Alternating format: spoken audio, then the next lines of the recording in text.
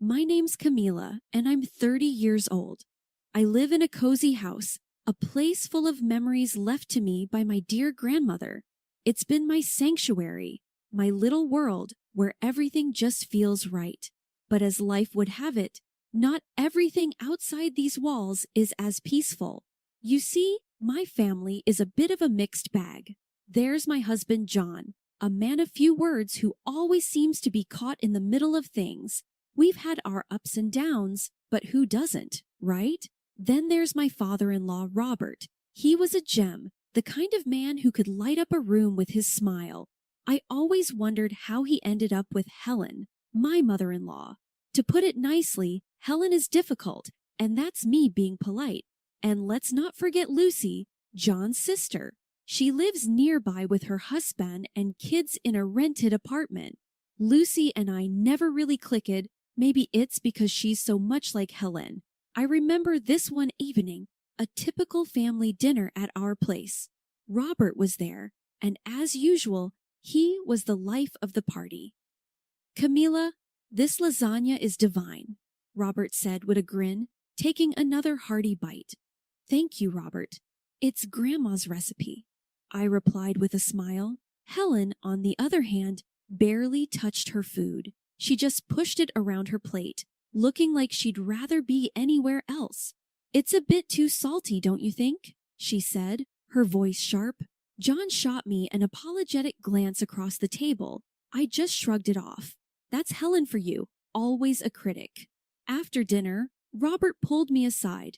Camila, I just want to say I really appreciate how you handle Helen. You have the patience of a saint. I laughed. Well, I try, Robert, but it's not easy. He patted my shoulder. You're doing great, dear. Just hang in there. If only I knew then how much more hanging in there I'd have to do. That's the thing about life in our little family. You never know what's coming next, especially with Helen and Lucy in the mix. But back then, it was just the usual. A little bit of discomfort, a lot of biting my tongue, and trying to keep the peace. Little did I know, the storm was just around the corner. Life has a way of throwing curveballs when you least expect it, and one of those came crashing into our lives one cold, dreary morning. Robert, the one person who brought some light into our often tense family gatherings, passed away. It was sudden, a heart attack, they said. He was the glue that held us all together, and without him, things started to unravel quickly. The day after we got the news, I found myself in our kitchen, a steaming cup of coffee in hand, lost in thought. John walked in, looking like he hadn't slept a wink. He was the best dad anyone could ask for, Camila, John said, his voice heavy with sadness. I reached out, placing my hand over his. I know, honey. He was wonderful. We're going to miss him so much. John nodded, wiping away a tear. Mom's taking it hard. She's a mess. That wasn't hard to imagine. Helen without Robert was like a ship without a rudder, lost and directionless. And true to form, she became more difficult than ever. Every phone call with her was like walking on eggshells. A week later, we were at Helen's house. Lucy was there too, her eyes red from crying. The air was thick with grief and unspoken tension. We need to talk about what's next for Mom, Lucy said, breaking the uneasy silence. John sighed. Yeah, we do. She can't be alone in that big house. She needs someone around just in case. Helen's gaze shifted to me, her eyes narrowing. I don't want strangers in my house. What about Camila? She's home most of the time. I felt my heart sink. This was not what I had signed up for. Helen, maybe you could stay with Lucy. She's got more space and the kids would love to have you around. But Helen shook her head, her lips a thin line. Lucy's place is always so noisy, and I can't stay in this house filled with memories of Robert. The conversation went around in circles, with no one willing to back down. Lucy seemed relieved at the thought of not having her mother move in with her. John looked torn between his mother and me, not sure which side to take. We left Helen's house that day with no resolution in sight. I could feel the storm clouds gathering, a sense of dread settling over me. How are we going to navigate this? How was I going to deal with Helen under my own roof, in the house that was once my sanctuary? As we drove home, John reached for my hand. We'll figure this out, Camilla. Together, we will defend our independence. I wanted to believe him. I really did. But deep down, I knew things were about to get a whole lot more complicated. The air was tense when we all gathered again at Helen's house. The living room felt smaller than usual, crowded with unspoken thoughts and emotions. Lucy was there, fidgeting nervously, while her husband Mark tried to look anywhere but at Helen. John and I sat on the edge of our seats, bracing for whatever was coming. So, have we decided what to do about Mom? Lucy finally broke the silence. Helen, who had been staring out the window, turned sharply. I've made up my mind, she declared. I'm giving this house to you, Lucy, and I'm moving in with Camilla and John. My jaw dropped. What, Helen? We didn't discuss this. Lucy's face lit up, a stark contrast to the shock on mine. Really, Mom? That would be great. John looked at me, trying to intervene. Mom, we need to talk about this. It's not that simple. Helen's eyes narrowed. What's there to talk about? Camilla has plenty of space and she works from home. It's settled. I couldn't believe what I was hearing. Helen, this is a big decision. And what about Lucy? She has more room and the kids. Helen cut me off. Lucy's house is always in chaos with those children. I need peace and quiet. John gave me a helpless look, clearly torn. Camilla, maybe we can make it work for a while at least. So Helen hasn't changed her mind since our last meeting? I felt my frustration mounting. John, we can't just rearrange our lives because Helen decides. So what about our privacy? Our life? Lucy chimed in, her voice a little too eager and triumphant. Camilla, think about it. Mom needs us now. You wouldn't want her to be alone, would you? I felt like I was being cornered. My own home slipping away from me. It's not about that, Lucy. It's about making a decision that affects all of us. We need to think this through. But it was clear that Helen had made up her mind, and Lucy was all too happy to support her decision. John turned out to be too soft, not independent, to make a decision in our favor. As we left Helen's house that day, the weight of the situation settled heavily on my shoulders. I was about to lose the one place where I had always felt safe and at peace, my sanctuary, and there was nothing I could do about it. The days following that dreaded meeting were some of the longest in my life. I tried to argue with John, to make him see reason, but it was like talking to a brick wall. Camilla, she's my mother. What do you want me to do? Turn her away? It wasn't that I wanted to turn Helen away. I just wanted a say in what happened in my own home. But it seemed like my say didn't count for much. Before I knew it, the day came when Helen moved in. She arrived with more luggage than I thought possible for one person. My once serene living room was now cluttered with her things. I hope you don't mind, Camilla. I need all my things around me, Helen said, directing the movers here and there. I forced a smile, hiding my frustration. Of course, Helen, make yourself at home. As the days turned into weeks, my patience wore thin. Helen had a way of making her presence felt in every corner of the house. She criticized my cooking, my cleaning, even the way I arranged the living room furniture. One evening, as I was trying to make dinner, Helen came into the kitchen. You're cutting the carrots all wrong. Here, let me show you how it's done. I bit my tongue, handing her the knife. Sure, Helen, show me. John walked in just then, and I could see he was trying to gauge the situation. Everything okay here? Just teaching Camilla a thing or two about cooking, Helen said, a hint of smugness in her voice. I kept quiet, focusing on the onions I was chopping. John lingered for a moment, an awkward spectator, before mumbling something about checking the mail and leaving the kitchen. It wasn't just the constant criticism that got to me. It was the way Helen managed to turn John against me. Every time I tried to talk to him about how I felt, he accused me of being insensitive. Camilla, she's going through a tough time. Can't you just cut her some slack? John would say. I felt like I was losing not just my home, but my husband too. Then came the day when Helen decided she didn't like the color of the living room walls. They're too dull. We need something brighter. I found myself reluctantly agreeing to repaint the room just to keep the peace. As I watched the painters covering my once favorite shade of blue with a garish yellow that Helen had picked, I realized how much of my life I was giving up. My home didn't feel like mine anymore, and I wasn't sure how much more of this I could take. Living with Helen was like being on a never-ending roller coaster, except there were no thrilling moments, just a constant churning in the pit of my stomach. She had a complaint for everything.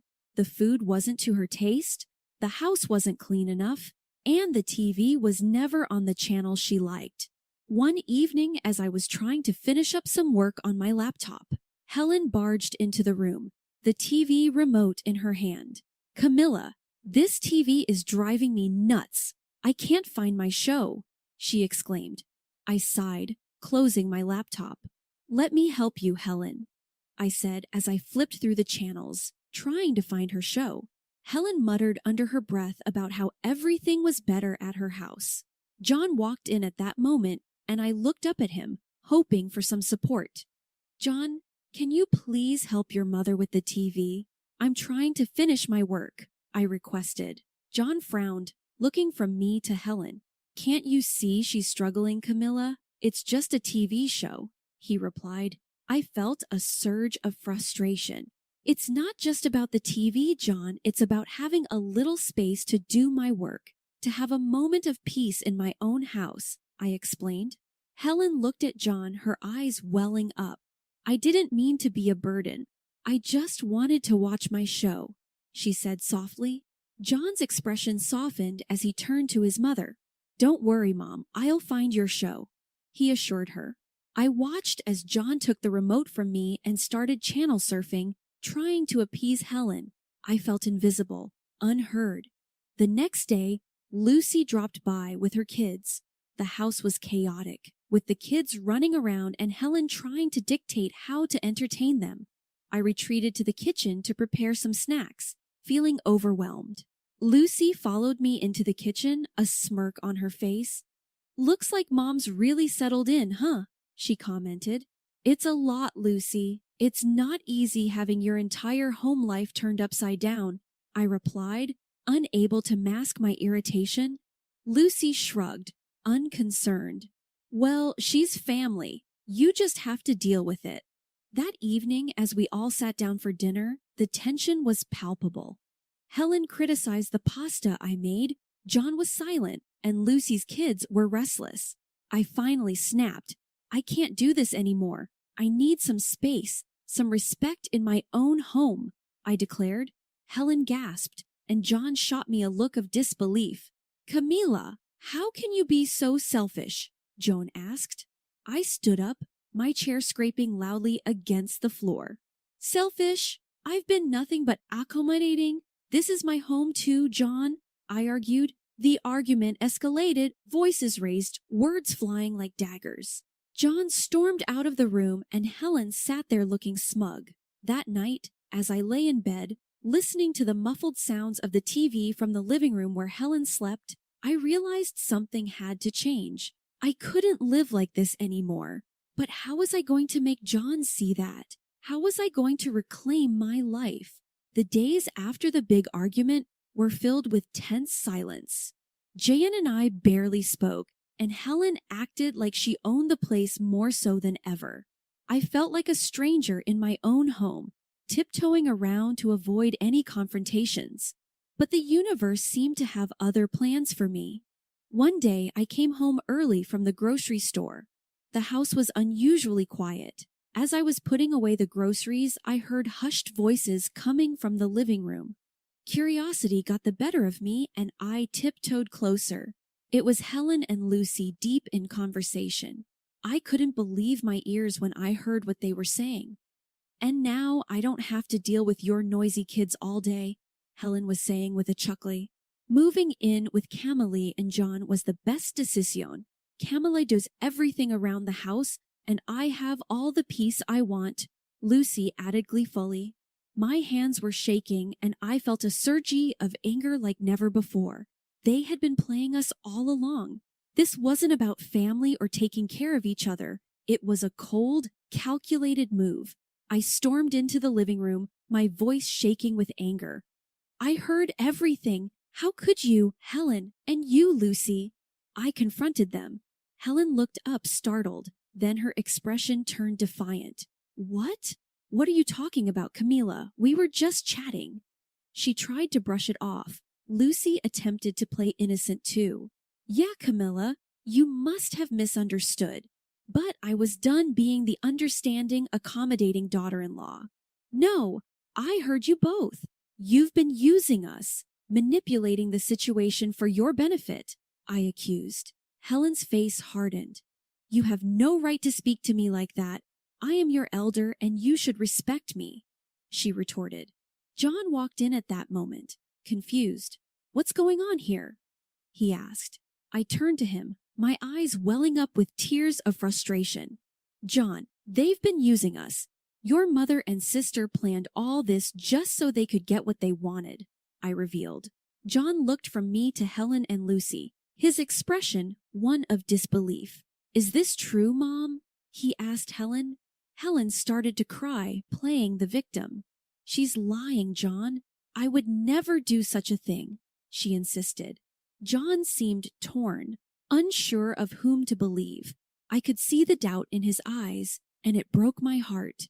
He still didn't trust me, even after everything. That night, as I lay in bed, staring at the ceiling, I knew things couldn't go on like this. I had to take a stand for my own sanity. The next day, I was going to have a serious talk with John. It was time to put an end to the charade, one way or another. That morning, I knew it was time for a frank conversation with John. The house was quiet, the tension from the previous night still lingering in the air. I waited in the kitchen, my thoughts racing, until John finally walked in, his face a mask of worry. John, we need to talk about everything that's happening, I said, trying to keep my voice steady. He poured himself a coffee and sat down, looking exhausted.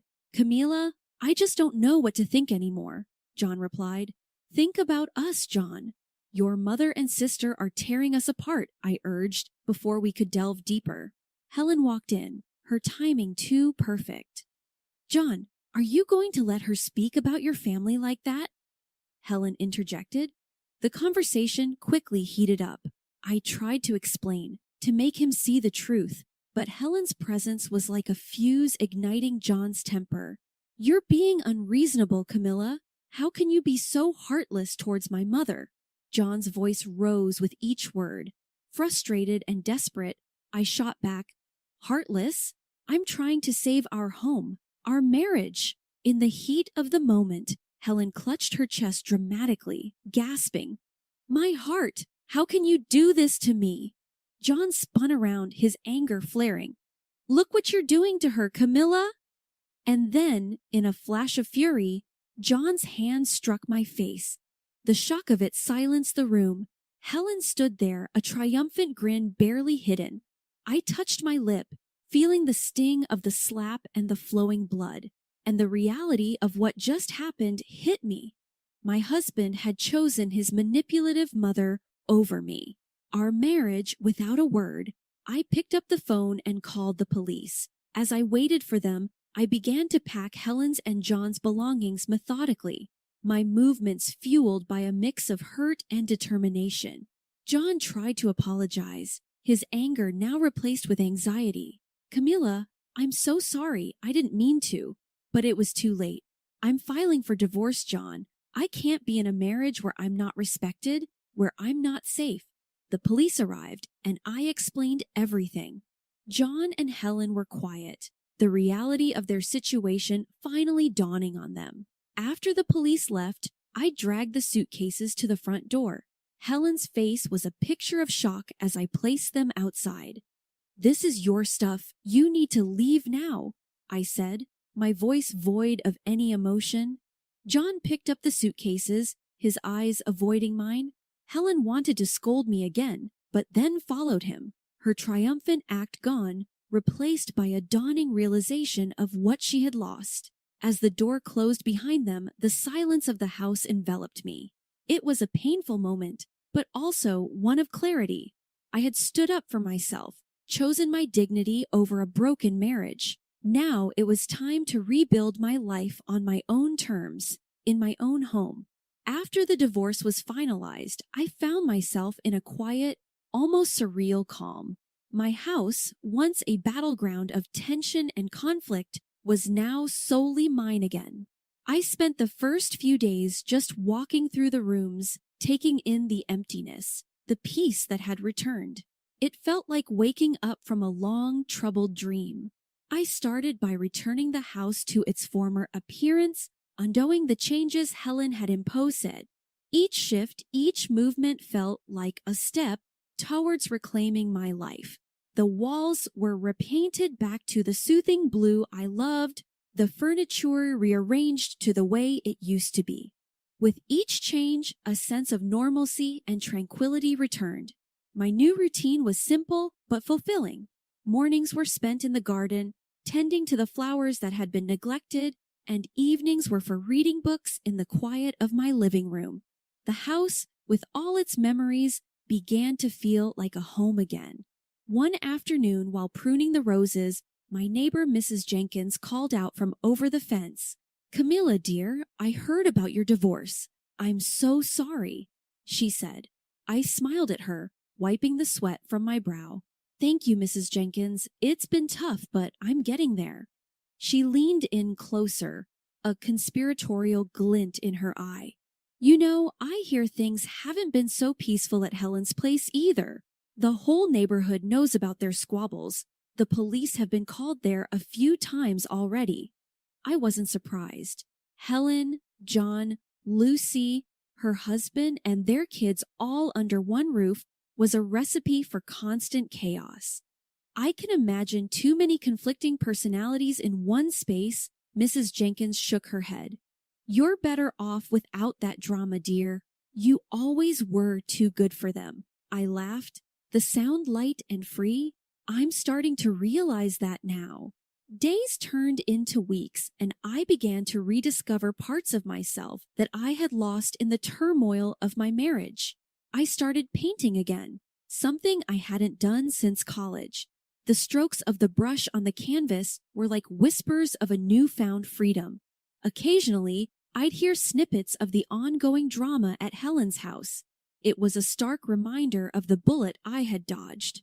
Their house, once a symbol of familial unity, had become a pressure cooker of arguments and disagreements.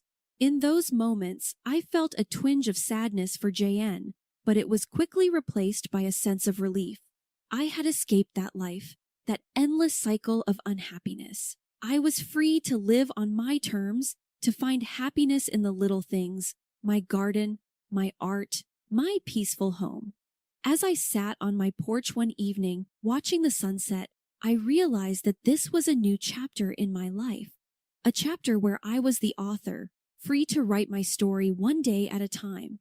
The future was uncertain, but for the first time in a long while, that uncertainty was exciting.